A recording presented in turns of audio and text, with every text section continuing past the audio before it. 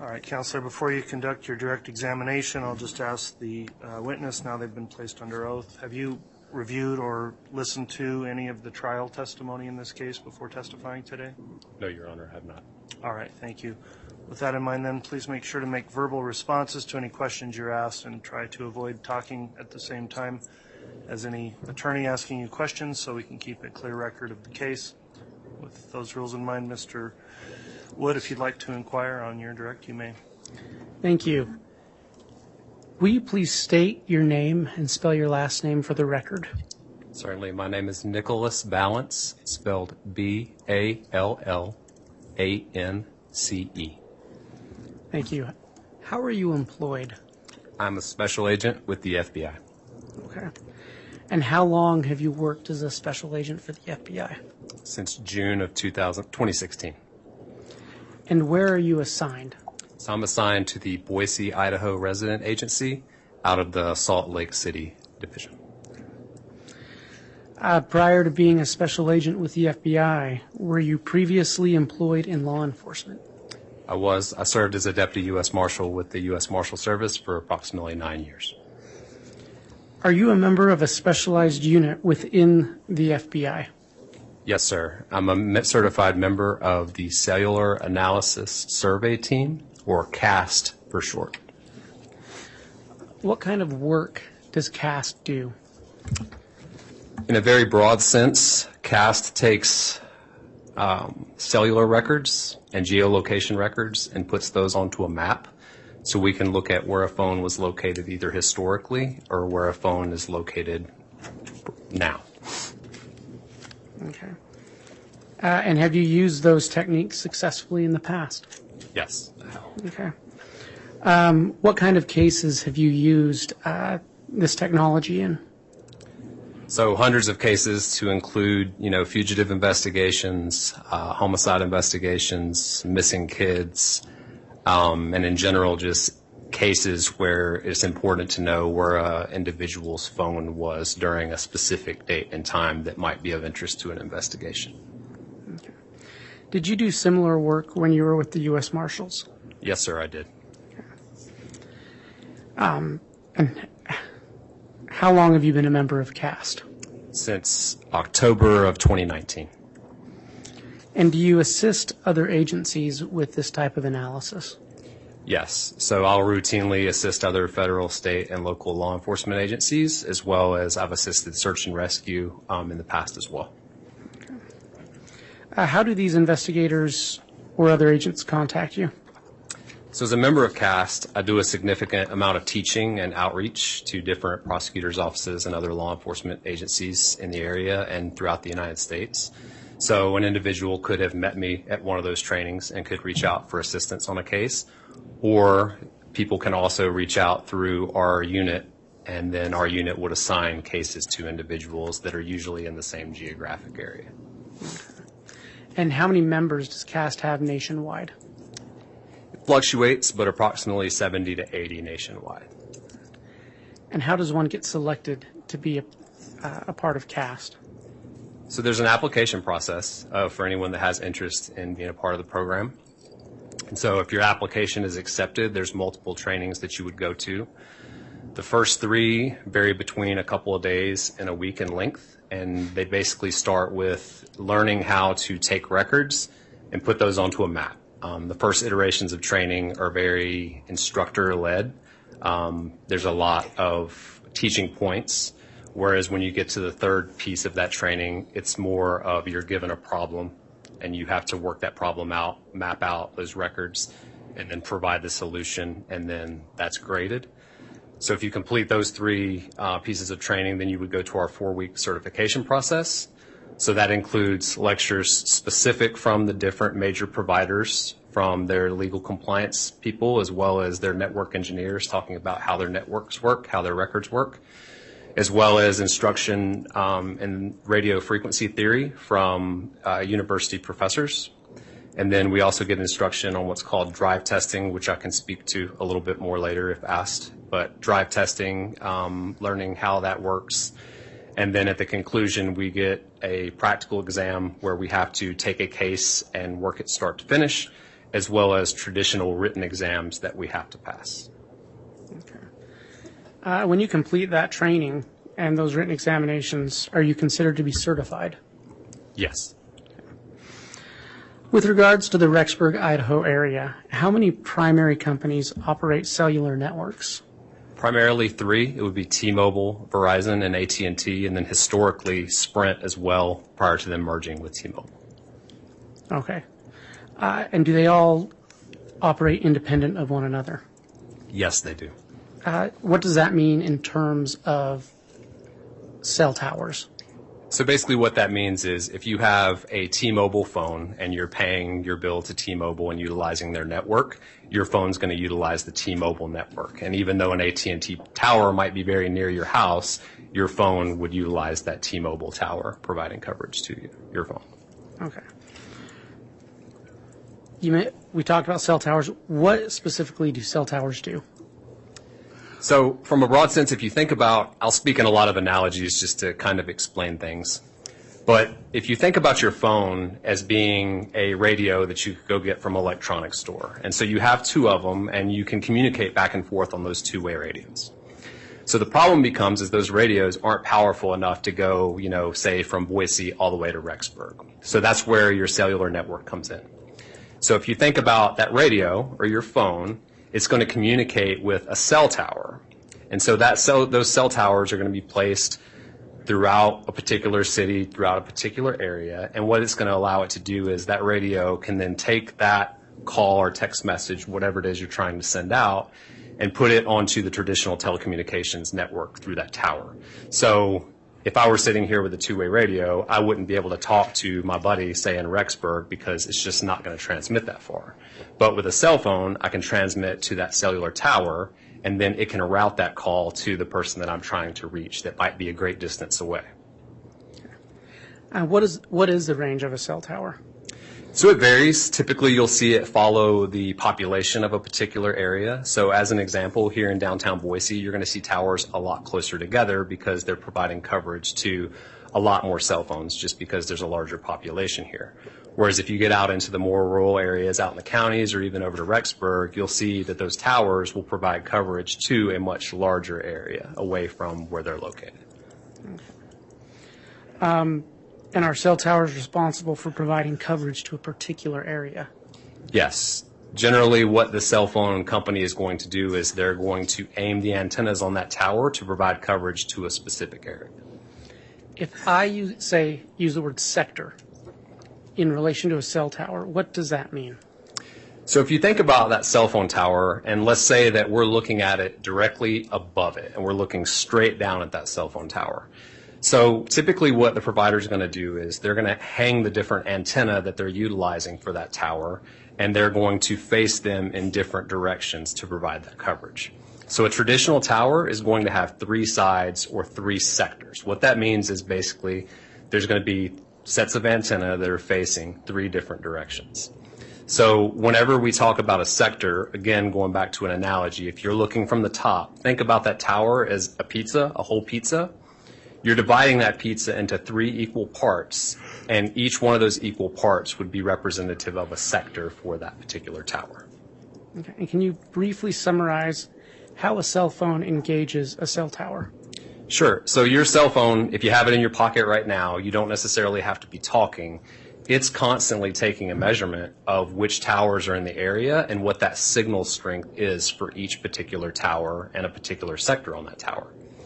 So it's taking those measurements and it's ranking them based on the different cellular technology that it sees at any given time. So whenever you go to make a call out, your phone is going to select the strongest, clearest signal in order to allow that call to happen and communicate with a particular tower.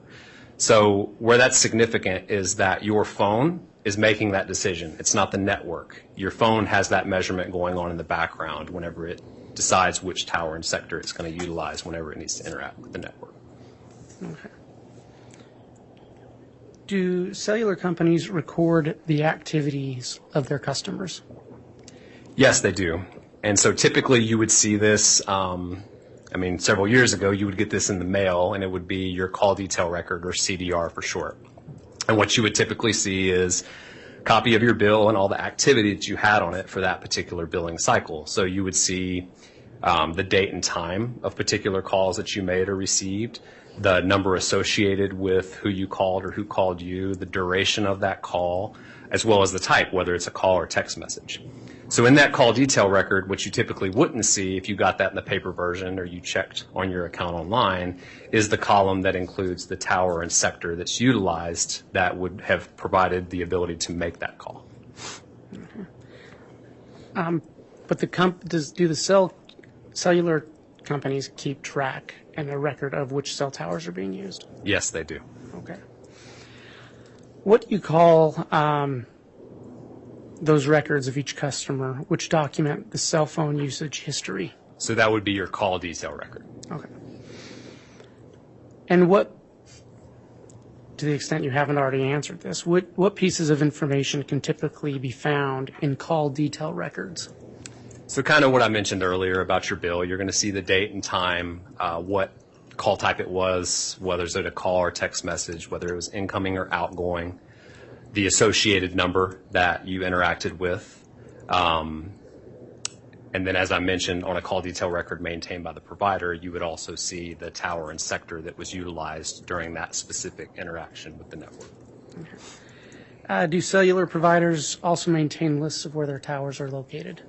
They do. So specific to any given carrier, they're going to have a list that includes the latitude and longitude location of every tower that they have throughout the United States. Okay. And so how can you use those records you've been talking about to determine where a phone was located? So again, if you go back to that tower list, and we have the locations that a provider gives us of where those towers and sectors are located. So we can place all of those on the map, and I give the analogy like placing a bucket on the map. And so if you're looking at, mapping out the towers in Boise, you're placing a bucket at all of those latitude and longitudes. And then I can take a phone, if it's utilized in Boise and utilizing those towers, and every single record that you have is going to have the specific tower and sector that was used. So then you can take each record and drop it into that bucket feasibly. So at that point, if you had just say a day's worth of records, you would be able to look and see, as long as there's an interaction with the network on that call detail record at specific dates and times, I can estimate a general location of where that phone would have been whenever that particular interaction occurred. And you say a general location. What do you mean by that? Yeah, so whenever I talked a little bit before about the distance that a tower would provide coverage to, what we're looking at is generally a tower provides coverage out to the next tower so that there's overlapping coverage, and whenever you go to make a call, you don't get an error. You actually make the call and it goes through. So because of that, we estimate a tower's and sector's coverage to go out approximately to the next neighboring tower closest to it. Okay. You mentioned drive testing. What is that? So drive testing is a technique that is utilized in the cellular industry, and I'll compare it to looking at the weather. So whenever I'm looking at just on a map, and I've mapped out the towers in an area, and I've mapped out, what the coverage I believe to be looked like. That's based on my training and experience of knowing what networks look like, but it's a forecast. Just as the weatherman can take a lot of different data into his equation and figure out what he anticipates is going to happen with the weather tomorrow.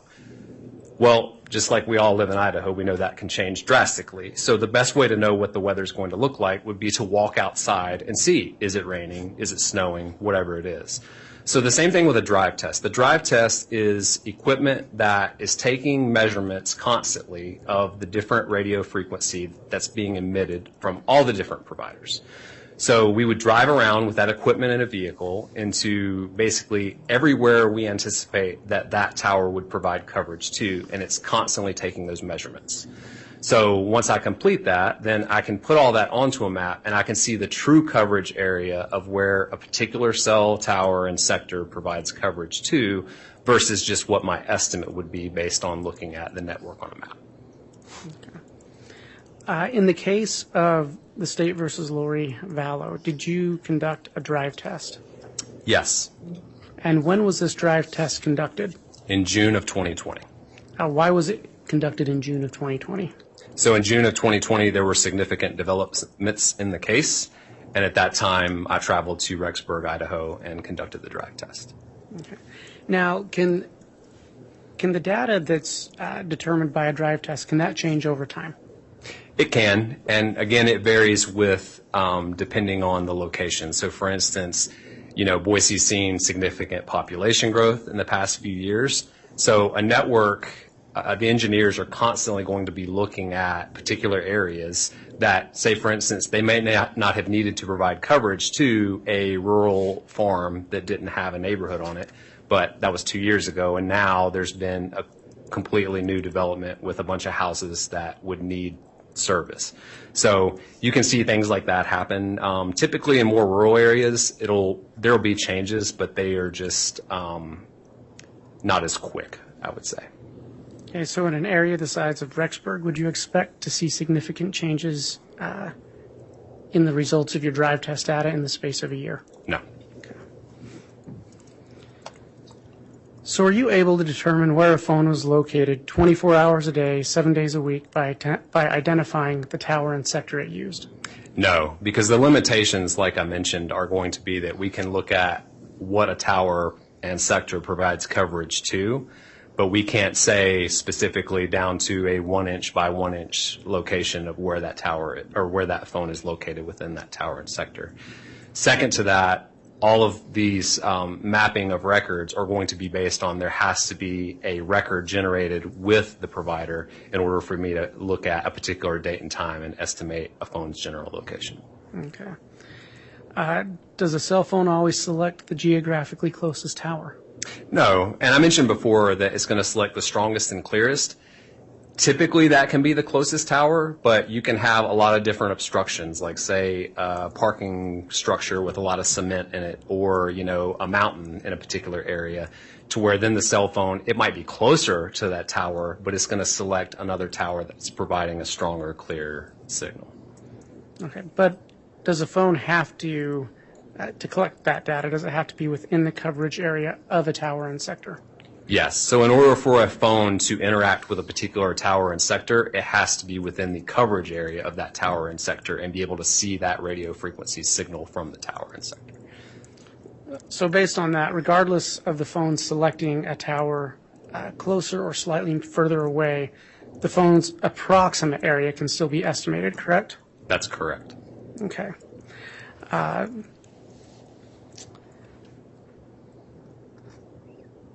And you talked earlier about, can you pinpoint the exact location of a phone with cellular records? No, and it's really based on the specific records that we're looking at of how close we can determine a phone's general area. Do you regularly use cellular telephone technology in your work? Yes, on a daily basis. You stated earlier, correct, that you provide instruction in the field of historical cell site analysis? Yes, so I've taught, I believe it's 6 or 7 iterations of our CAS Basic class, which is our first class that you would go to if you were interested in the program. And then I've done numerous presentations for law enforcement, prosecutors' offices, both in the United States and in Mexico. Okay. We've been talking about cellular data from cell phones and towers. Does CAST use any other type of records other than that provided by cellular providers? Yes. So as you know now, your phones are not just used to make calls and texts. There's numerous applications, communication applications, maps, the internet, things that go on your phone that you can utilize. So as an example, with a company like Google, so if you're utilizing services from Google, you have a Google account, you can opt in to have your location information stored historically by Google. So typically that's just part of the user experience to where you can see locations that you've been in the past, and it's really just dependent on the user if they want to opt in for that. So if a user does opt in, then Google stores that location history in a format that we can utilize to also put onto a map and see where a specific device that was reporting to Google, an estimate of where that device would have been at a specific date and time. Okay, and what other types of location information can be stored in those records? For example, with Google. So with Google, it's basically they're going to store the latitude, longitude, the device associated with that particular record, the date and time of the particular record, the margin of error, or how accurate they believe that specific location to be with that data point, and then as well how they sourced that. So typically with Google, there's 3 types of data that they would source in order to get that location information. GPS, which is looking at satellites and is usually their most precise method of determining a location. Wi-Fi, which doesn't necessarily mean that you connected to a particular Wi-Fi, but it could be that, let's say I'm walking down the street and my phone is constantly looking for Wi-Fi, just like it's constantly looking for the different towers and sectors that would provide service to it. So my phone might see Starbucks, might see McDonald's, but I don't connect to it. But because my phone sees it and Google knows an estimate of where that Wi-Fi emitter is and how close you have to be in order to see that Wi-Fi, they can then estimate a location of where they believe that phone is at that particular date and time. Then the third and final way would be cellular, which we're looking at those records from the provider. So typically the cellular records have a large margin of error. They can be helpful for estimating that a phone was in a particular state, but if we're looking at more specific locations like within a city, they're not usually as helpful just because of that larger margin of error. So you mentioned latitude and longitude. How is that related to if I say GPS?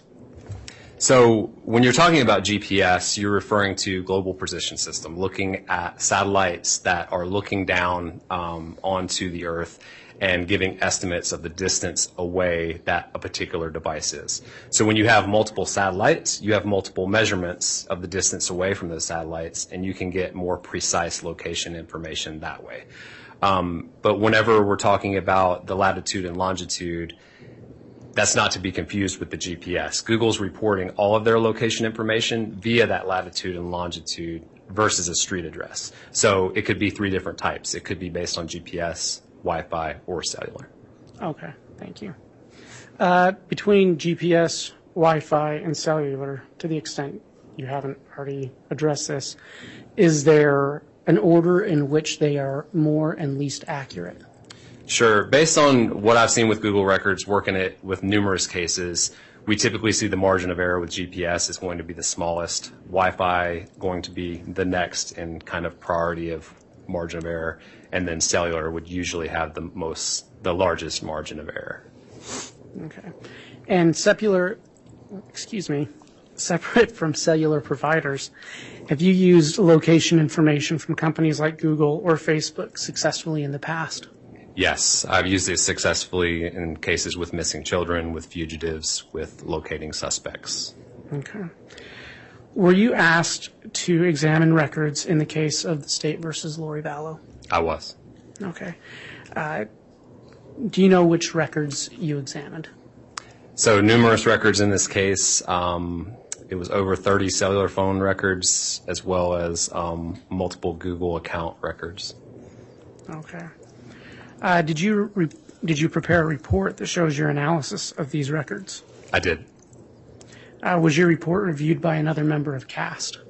Yes. So prior to us submitting a report of looking at all these different records and putting them onto a map, we have another person within our unit that will do a peer review of the report that we're producing. So it would remain in a draft format up until that person who's doing the peer review checks over it and makes sure that all the process and methodology that I'm using is accurate.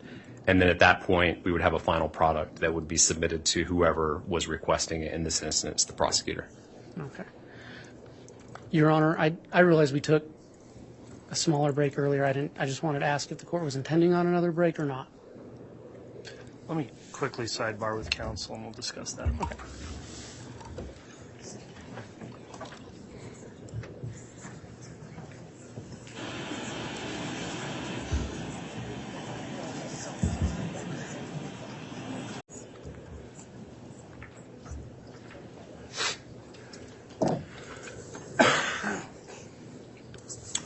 All right, thanks, everyone. In lieu of a break, I think I'd suggest we go about another 30 minutes and then call it an afternoon. Is that fine with the jurors to do that and move a break now? Okay, everybody agrees. So if you want to go ahead and continue with your direct, Mr. Wood. Thank you. I'd ask that the witness be handed State's Exhibit 156. A disk copy was provided earlier to the court and to counsel. I say disk, I mean a USB. Thank you, sir. Do you recognize State's 156? I do. What is it?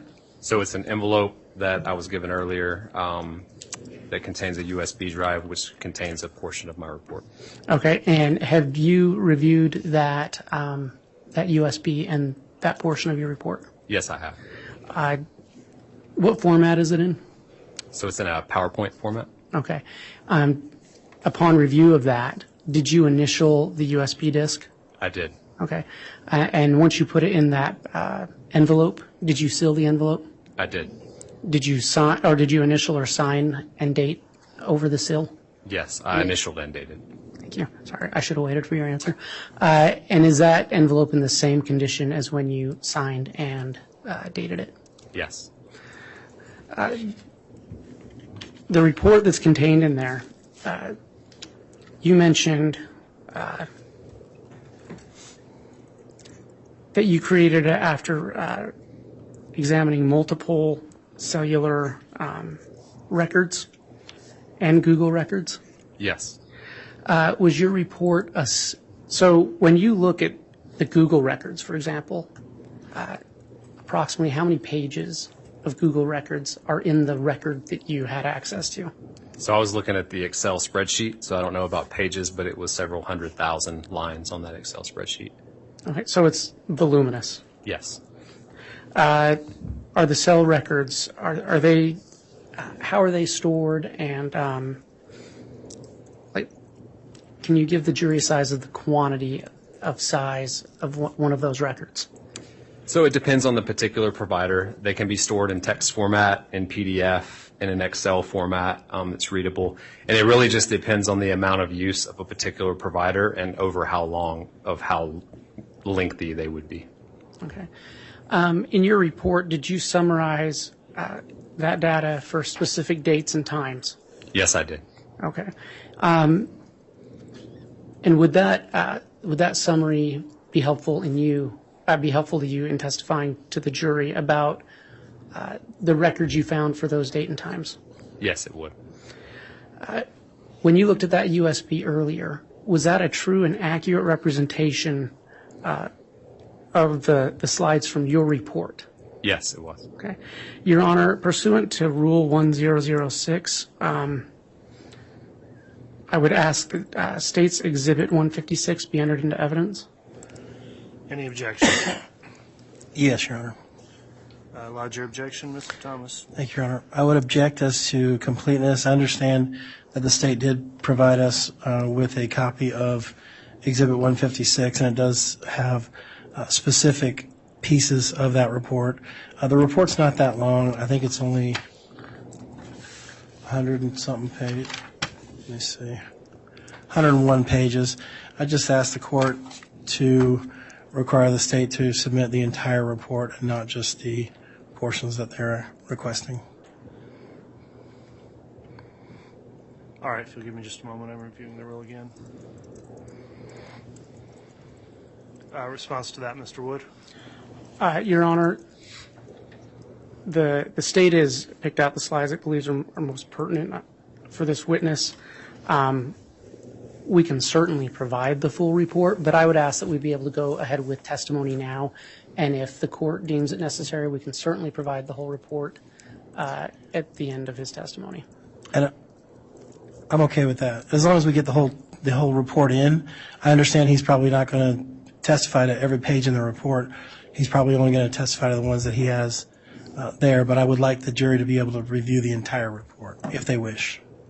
All right, so Rule 1006 does cover summaries to prove content. So to be clear then, Exhibit 156 is in fact a summary. It's not the entire report, correct? Correct. Okay, well the objection is overruled as it relates to Rule 156. Rule of Evidence 1006 does require that the originals or duplicates be available for examination, and based on the objection of the defense, I would require that the complete report also be provided as an exhibit at some point to correspond with Exhibit 156. Thank you, Your Honor. Thank you. We can have that provided by tomorrow, Your Honor.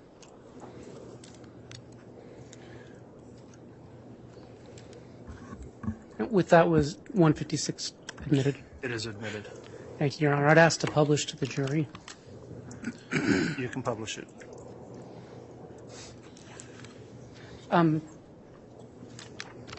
Your Honor, I'd ask that the witness remove the USB from the sealed.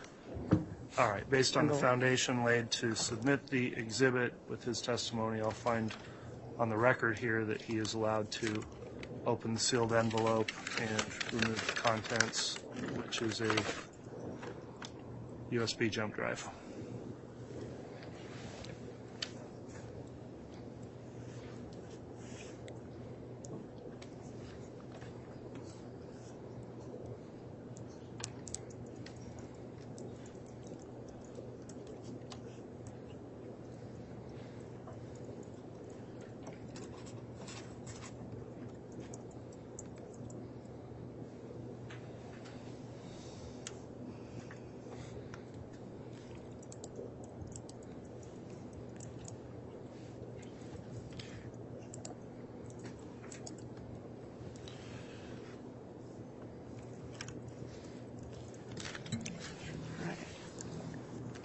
Agent, can you explain what's on page 11?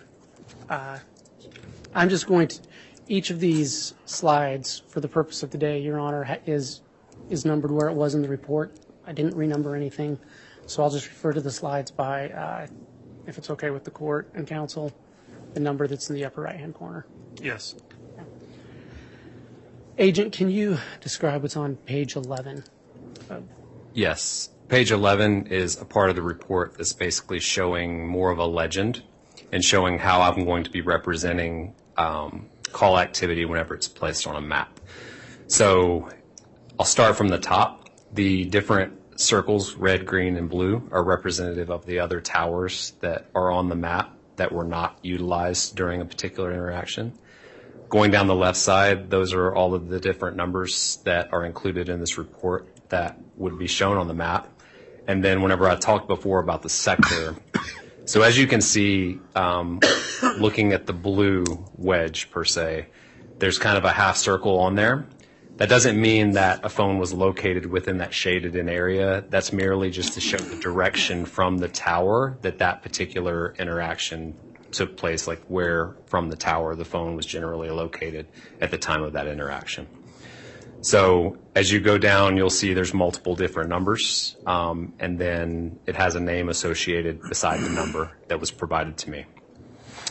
On the call information box, you'll see every time there's a particular interaction that's mapped out, you'll see these boxes, and that's what they represent. So the cell ID is the tower information. That lets me know where on the tower list to go to find out where that tower and sector is located in the direction that it's facing.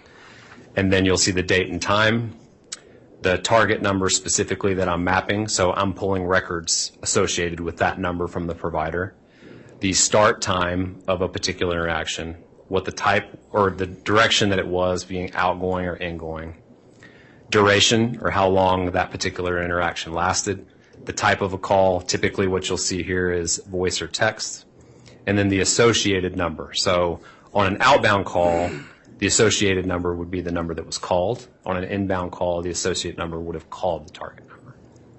Okay, when you talk about duration, what's that measurement? Is that? That measurement is in seconds. Okay, all right. Thank you. Can you explain, you spoke earlier about drive test data. Can you explain these graphics to the jury?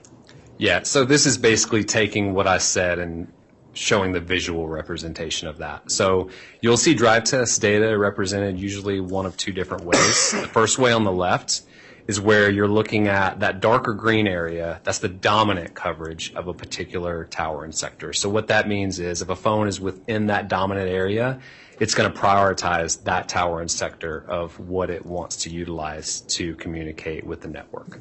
The lighter green area is the coverage area. So what that means is if a phone is within that lighter green area, then it could interact with that tower and sector. It has the necessary coverage for it to interact with it. So then on the right side, you're looking at two different towers. So the tower on the top right, which is again represented by that wedge shape, and then the tower on the bottom left. So I'm putting the coverage of two different towers and sectors on a map. And so what you'll see is that orange area, those are areas where you have overlapping coverage, meaning that a phone can see both tower and sectors and could utilize either one. So in contrast, if a phone is up closer towards St. Anthony in the red and it doesn't have that overlapping coverage, it doesn't see that tower to the southwest, so it wouldn't be able to interact with the network on that tower and sector. Can you explain what's on slide 13? So just like we looked at with the cellular mapping, this is looking at how I'm going to map Google location data. So starting on the left side, you'll see three different icons. So what that represents is two different icons, Wi-Fi and GPS. So as a part of mapping with this case, anything that was greater than 100 meters margin of error, I didn't map for these particular reports. So because of that, there was no cellular data that was 100 meters or less margin of error. So that's why there's not a cellular icon up there. Below that, you'll see the yellow circle.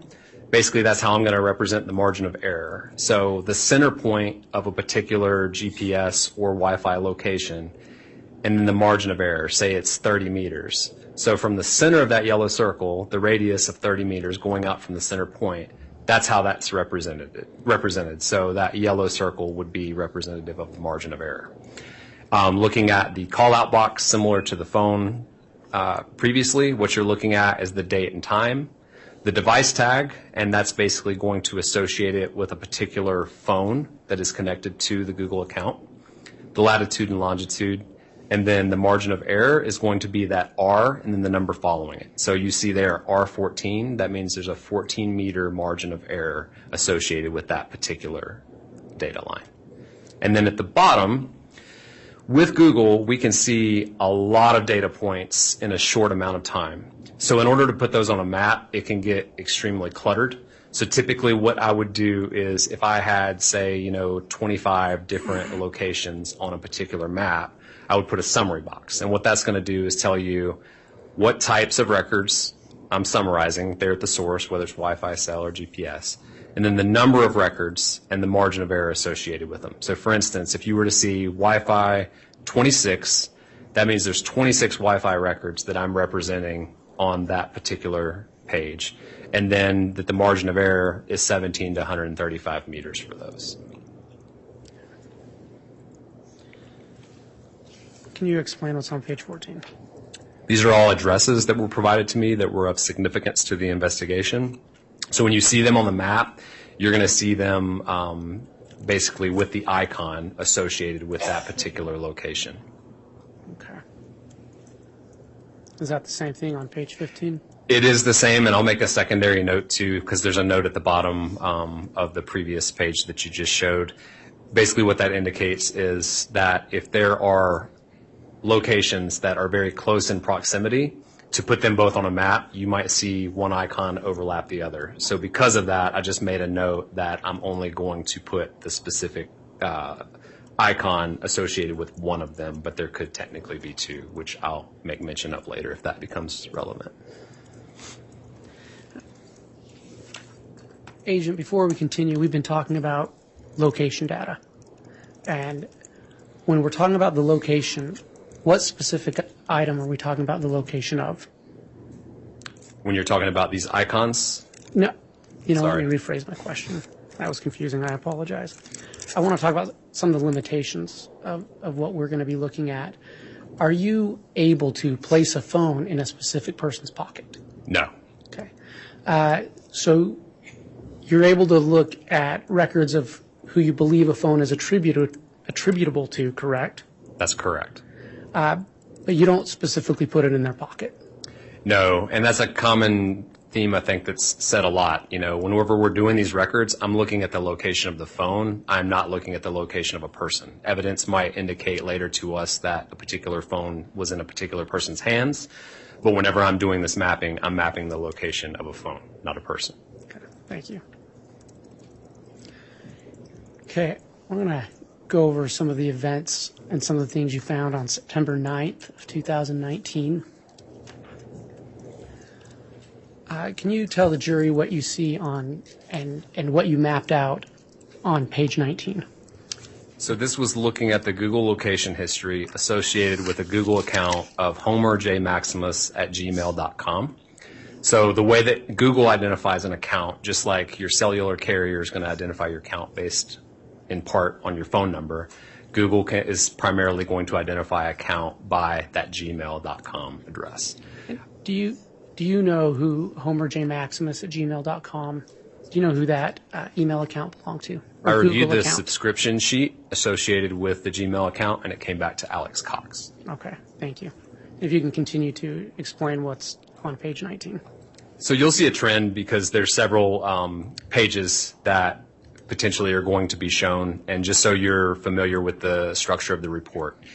At the top, what you're typically going to see is what I'm mapping, whether that be an interaction with a cellular network or Google location. So that's kind of the Google location history that's explaining what it's going to be. Below that, you're typically going to see the account, whether it's an account or a specific phone number that we're looking at, and then the time range that a particular map is providing an overview of. So specifically, this is looking at September the 9th, 2019, from midnight until 5 a.m. So again, when I talked about the mapping for Google location history, I did not map anything that was greater than 100 meters.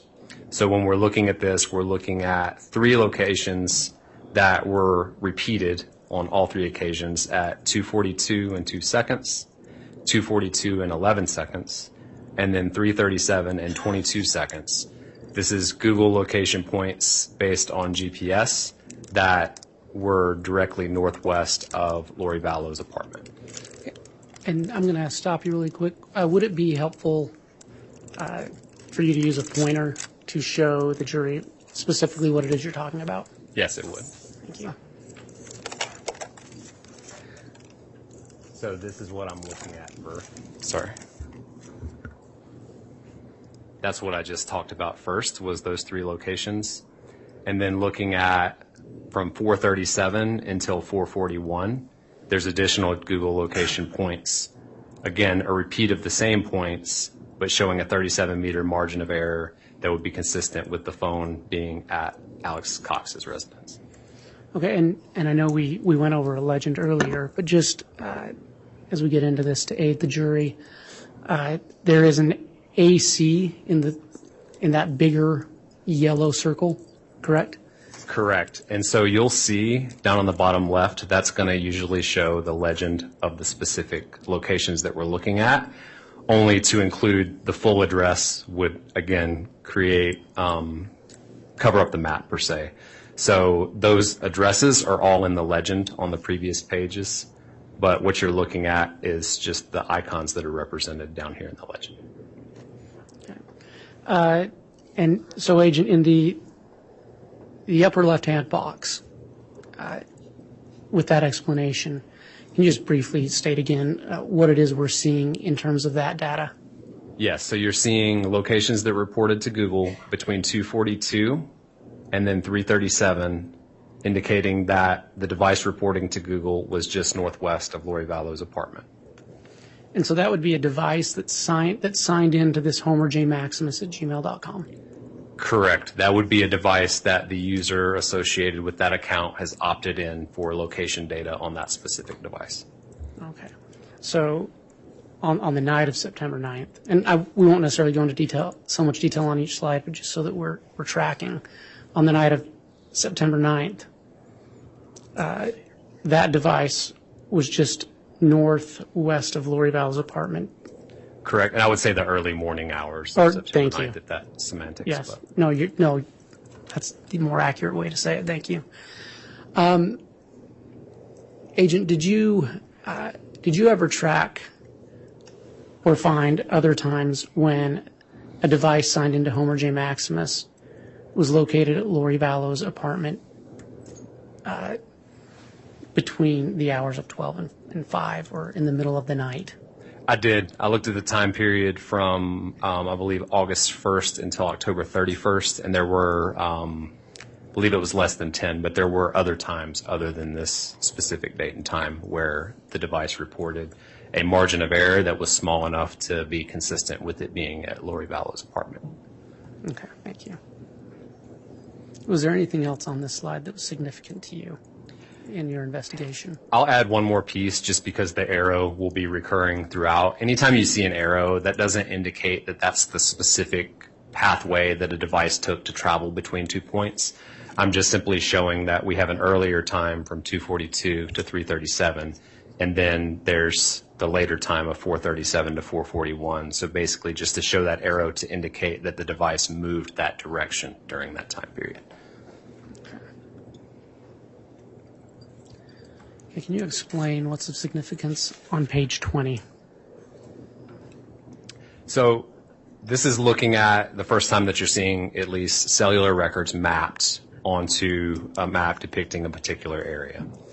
So again, if we start at the top, we're looking at two different numbers, the number ending 0143 and 4652, during the time period of September 9th from 7:20 in the morning until 8:04. You're seeing Chad Daybell's residence represented here in green with CD. Lori Vallow's residence represented down here. This is a good example to say, too, where I don't have an icon for Alex Cox's residence, but that's because if I were to place it, they're so close in proximity that they would overlap each other. And then we're looking at the location of the BYU library.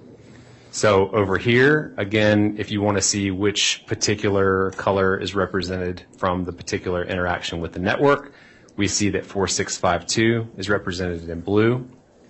And then up here we see 0143 is represented in orange. And then you're looking at the summary of the activity that took place on each one of those towers and sectors. So on the 0143 number, we see several incoming and outgoing SMS messages with 4652 utilizing this tower and sector, which would provide coverage to Chad Daybell's residence. And then we see a call that is between 0143 and 4652.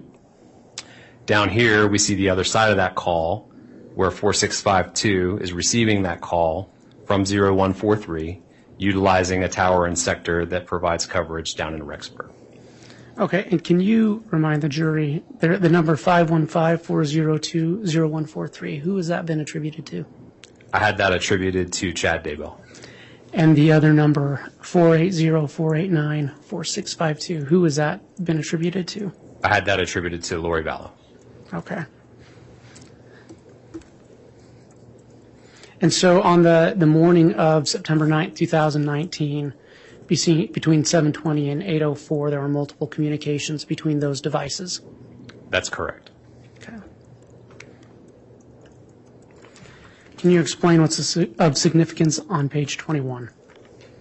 Yes. So what we're seeing, again, the summary at the top, I'll only mention this one more time because then it might be redundant, but we're looking at tower interactions with the network between 9120 and 9374 at 8:11 in the morning. So this is a call made by 9374 utilizing this tower and sector, which would provide coverage to Chad Daybell's residence, to contact 9120.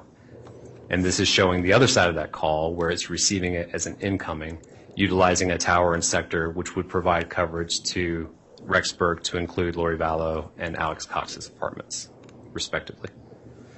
Okay, and again, those numbers, can you tell the jury who they're attributable to?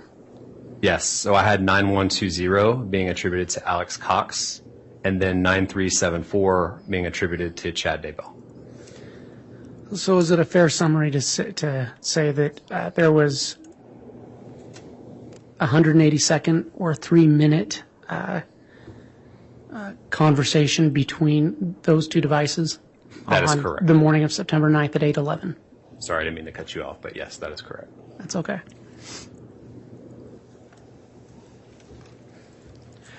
What is of significance to you on page 22?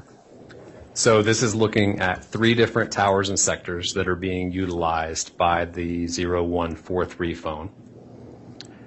And the different activity is shown in each of the call boxes. So this is an outgoing text to 4652. This is an incoming SMS from an unidentified number. And this is an outgoing and incoming SMS, both with 4652. So when we're looking at this, we're seeing 3 different towers and sectors that are being utilized within about a 51 minute time frame. And what does that mean to you as an analyst of these type of records? So one of the things that I talked about earlier is looking at where we estimate that a phone could be based on tower and sector usage. So anytime we see usage between towers and sectors that are a vast distance apart, what I would anticipate is that the phone, especially when you're looking at 8:58 and 9:05, that's less than 7 minutes apart. So what I would anticipate based on my training and experience is that since we're utilizing towers and sectors that are vast distance apart, there's going to be an overlapped coverage area between those two, that within that 7 minute window, you couldn't feasibly drive from down here all the way up to Parker within that less than 7 minute window. So the phone would need to be within that, somewhere near the overlapping coverage area. And the closer that is in time, so say for instance you use one tower and sector and then 30 seconds later you use a different one, you're going to be, my estimate would be you're much closer to that overlapping coverage area. Okay. And just briefly, can you just, so there's 3 interaction boxes there, correct? That's correct. And in that first one, again, the 0143 number, who is that attributable to? Chad Daybell. And the 4652 that that number's communicating with, who is that attributable to? Lori Vallow. Okay. And the box on the right, can you just briefly go over what those interactions are and who those phones are attributable to?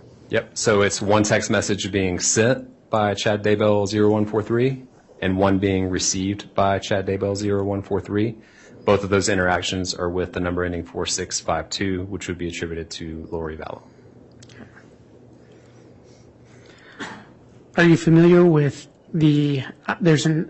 on that bottom box to the left, the number 28815-685? So I'm not familiar what that number is, but I would point out that it's not 10 digits. So typically you can see, like a lot of times you'll get a text message and it won't be from a true number. It might be like a service type thing that you receive on your phone. So again, I don't know without looking into it, but I would just basically take notice that it's not 10 digits to be a true phone number.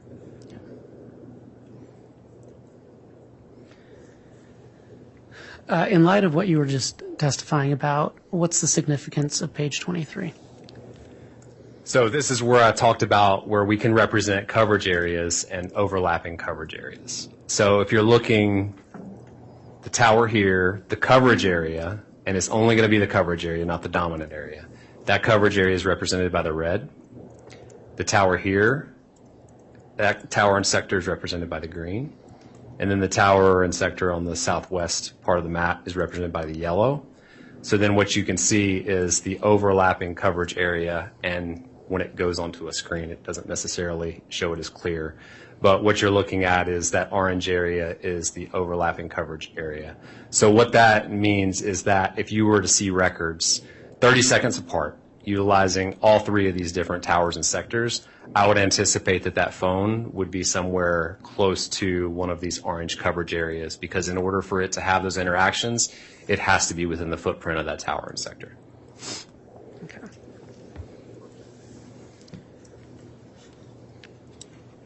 What did you map on page 25? So this is looking at again, mapping some of the Google location history. So we're looking at 8:49 to 9:15 approximately, showing that at 8:49 and 19 seconds, the account associated with Homer J. Maximus at Gmail, which we attributed to Alex Cox, that phone is reporting to Google a location down in the area of his apartment. And then at 9:15 and 43 seconds, that phone is now reporting a location just south of Chad Daybell's residence. And what is the margin of error on those? So the one down here on the bottom, you can see the R8, which means 8 meters margin of error, and then R3 on the one on the top, meaning 3 meters margin of error. Okay. And again, the arrow doesn't mean that's specifically the path followed, correct? That's correct. It's basically just representing that this locate down here preceded the one at the top. Okay, thank you.